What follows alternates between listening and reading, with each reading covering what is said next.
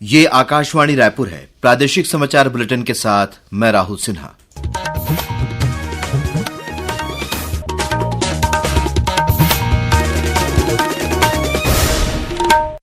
और अब पेश है आज के मुख्य समाचार। रायपुर से अंबिकापुर और बिलासपुर के बीच आज से हवाई सेवा शुरू। मुख्यमंत्री ने कहा, इससे पर्यटन और निवेश को मिलेगा बढ़ावा। राज्यपाल ने आज प्रदेश के सभी निजी विश्वविद्यालयों के कुलपतियों की बैठक ली। सभी विश्वविद्यालयों को नवाचार, अनुसंधान और स्टार्टअप पर विशेष ध्यान देने को कहा।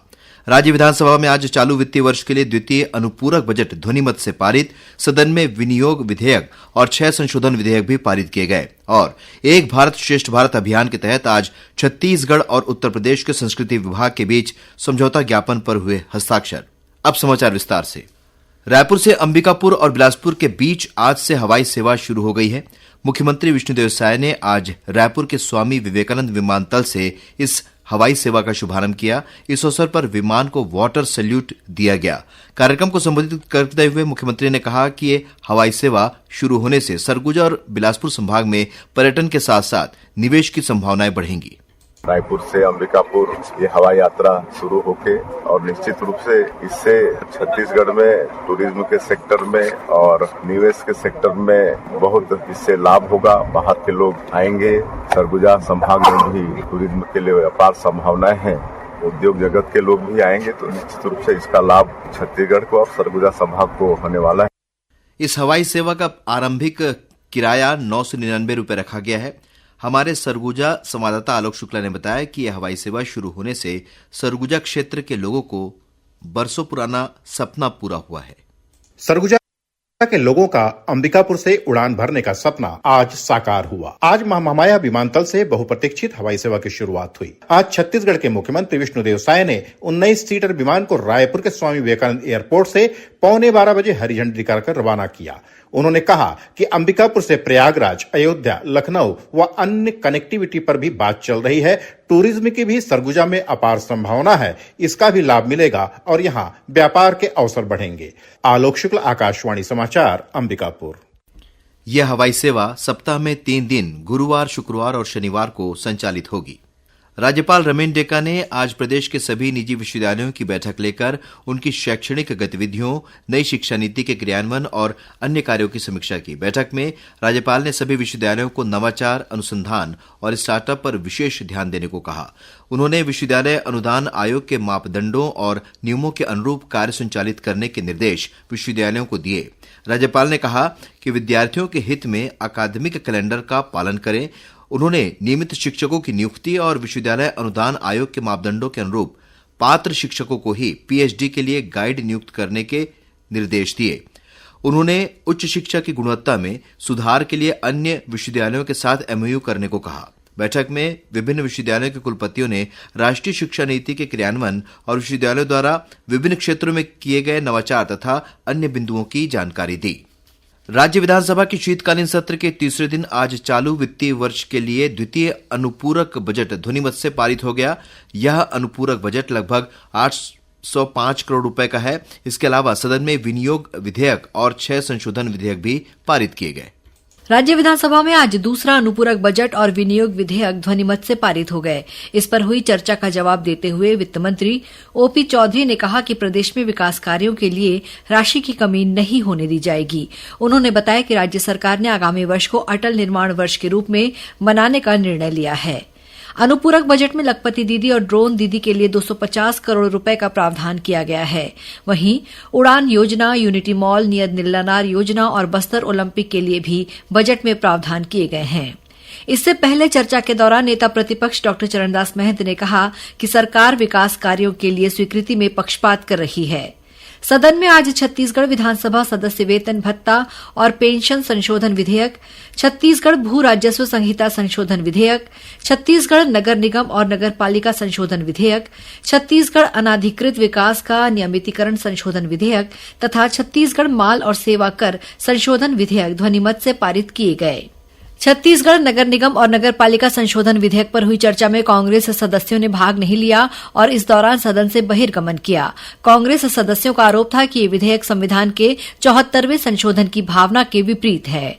आज प्रश्नकाल के दौरान उप मुख्यमंत्री विजय शर्मा ने दंतेवाड़ा में सड़क निर्माण कार्य में गड़बड़ी के मामले में संबंधित ठेकेदार और अधिकारियों पर कार्रवाई करने की घोषणा की। ये मुद्दा आज भाजपा विधायक अजय चंद्राकर ने सदन में उठाया। उन्होंने कोरकोट्टी और हिरोली से हेल्प सेंटर तक पहुंच मार्ग के बारे में सवाल किया।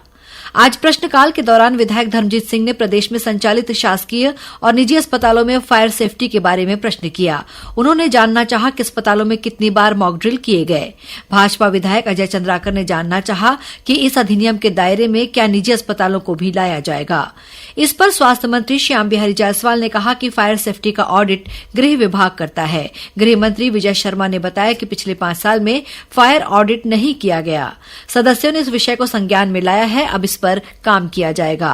प्रश्नकाल के दौरान विधायक भोलाराम साहू ने राजनांदगांव में सीएमएचओ द्वारा खरीदी में की गई कथित अनियमितता का मुद्दा उठाया। इस पर स्वास्थ्य मंत्री श्री जायसवाल ने इस मामले की जांच का आदेश दिया। आज सदन की कार्रवाई शुरू होने पर पक्ष और विपक्ष के सदस्यों ने विधानसभा अध्यक्ष डॉ रमन सिंह के कार्यकाल का 1 वर्ष पूर्ण होने पर उन्हें बधाई दी। समाचार डेस्क, आकाशवाणी समाचार, रायपुर।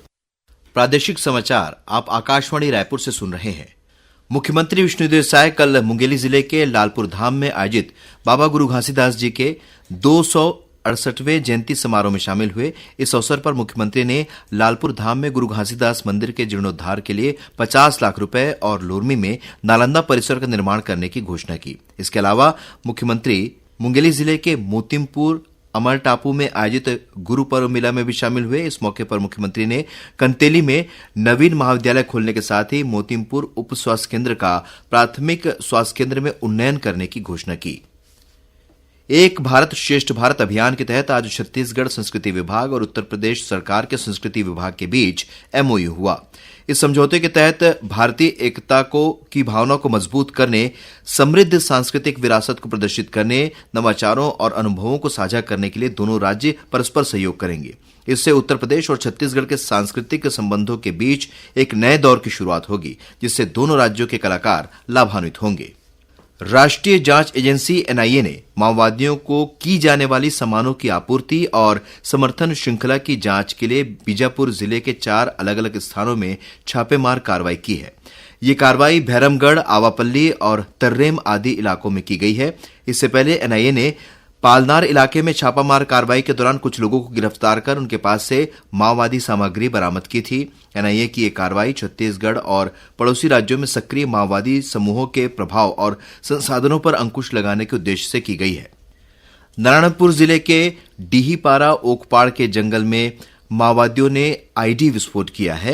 हालांकि इस घटना में किसी के हताहत होने की खबर नहीं है। मिली जानकारी के अनुसार जिला पुलिस बल और आईटीबीपी की संयुक्त टीम मोहदी कैंप से डीहीपारा ओकापाड़ की ओर गश्त पर निकले थे और इसी दौरान माओवादियों ने आईडी विस्फोट कर दिया। घटनास्थल से सुरक्षा बलों ने माओवादी सामग्री बरामद की है। जनता कांग्रेस छत्तीसगढ़ के अध्यक्ष रेणु जोगी ने अपनी पार्टी का कांग्रेस में विलय करने के लिए प्रदेश कांग्रेस के अध्यक्ष दीपक बैज को पत्र लिखा है। उन्होंने आग्रह किया है कि जोगी कांग्रेस का कांग्रेस में विलय किया जाए। प्रदेश कांग्रेस अध्यक्ष दीपक बैज ने कहा कि इस मामले में अंतिम फैसला कांग्रेस कमेटी लेगी। और अब पेश है मौसम का हाल। प्रदेश में कल बस्तर संभाग के जिलों के साथ ही बिलासपुर और रायपुर संभाग के ओडिशा से लगे जिलों में हल्की वर्षा होने की संभावना है।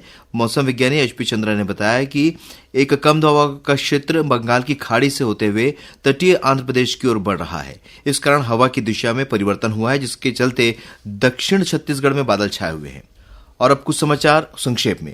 राज्य सरकार के कार्यकाल के 1 वर्ष पूरा होने के उपलक्ष्य में कल रायपुर के कटोरा तालाब में खुशहाल 1 साल कार्यक्रम का आयोजन किया गया। आज शाम साइंस कॉलेज स्थित चौपाटी में इसका आयोजन किया जाएगा। झांसी रेल मंडल के ग्वालियर झांसी खंड में तीसरी लाइन को जोड़ने का काम किया जाएगा। इसके चलते कल निजामुद्दीन विशाखापट्टनम एक्सप्रेस परिवर्तित मार्ग से चलाई जाएगी। रोग प्रतिरोधक क्षमता बढ़ाने के लिए रायपुर के शासकीय आयुर्वेद चिकित्सालय में कल 2700 से अधिक बच्चों का स्वर्ण प्राशन कराया गया। दुर्ग जिले में जारी शीतलहर और ठंड को ध्यान में रखते हुए स्कूलों के समय में परिवर्तन किया गया है। सूरजपुर जिले में सिरसी गांव के पास बीती रात एक गर्भवती महिला को अस्पताल ले जा रही 4 पहिया वाहन अनियंत्रित होकर पलट गई। इस हादसे में एक बुजुर्ग महिला की मौत हो गई, जबकि गर्भवती महिला सहित 4 लोग घायल हो गए हैं, जिनमें से 2 की हालत गंभीर बनी हुई है। और दंतेवाड़ा जिले में बारसूर थाना क्षेत्र के कौशलनार के जंगल में आईडी की चपेट में आने से एक मादा भालू की मौत हो गई, वहीं उसके 2 बच्चे भी मृत पाए गए हैं। जिले के पुलिस अधीक्षक गौरव राय ने इसकी पुष्टि की है। अनंत में मुख्य समाचार एक बार फिर। रायपुर से अंबिकापुर और बिलासपुर के बीच आज से हवाई सेवा शुरू। मुख्यमंत्री ने कहा, इससे पर्यटन और निवेश को मिलेगा बढ़ावा। राज्यपाल ने आज प्रदेश के सभी निजी विश्वविद्यालयों के कुलपतियों की बैठक ली। सभी विश्वविद्यालयों को नवाचार, अनुसंधान और स्टार्टअप पर विशेष ध्यान देने को कहा। राज्य विधानसभा में आज चालू वित्तीय वर्ष के लिए द्वितीय अनुपूरक बजट ध्वनिमत से पारित। सदन में विनियोग विधेयक और 6 संशोधन विधेयक भी पारित किए गए। और एक भारत श्रेष्ठ भारत अभियान के तहत आज छत्तीसगढ़ और उत्तर प्रदेश के संस्कृति विभाग के बीच समझौता ज्ञापन पर हुए हस्ताक्षर। इसी के साथ प्रादेशिक समाचार बुलेटिन समाप्त हुआ। नमस्कार।